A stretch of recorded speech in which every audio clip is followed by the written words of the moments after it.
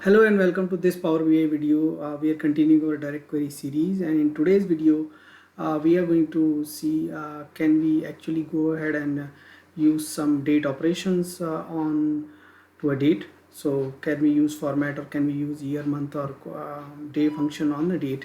So let's try that out. So again we are experimenting with columns. So we go to the sales table and we say new column, and let's call it at, let's try to create a sales key. Let's see if we can format first of all.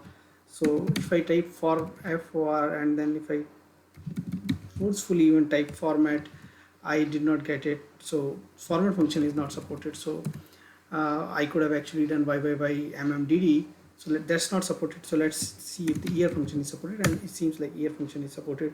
So we say year, and then we say sales and sales date. Let's see, first of all, is this function year sales date is supported or not.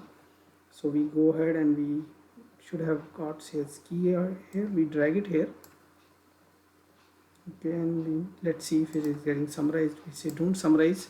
So okay, now we are not summarizing it, so this is correct, but we needed. Okay, now we got a sales key. Now to make it as a sales key, we also need month and year.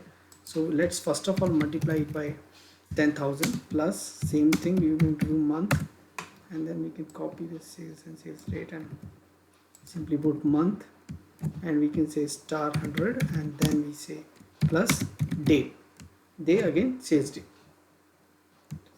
we taken. Now this should create a key for us. Press enter, and then we are able to create a key.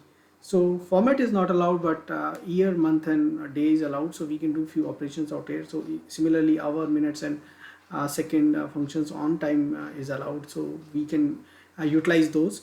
What else you would like to see in direct query mode? Let us know. We'll try to create a video around it. Thanks for watching this video. Thank you.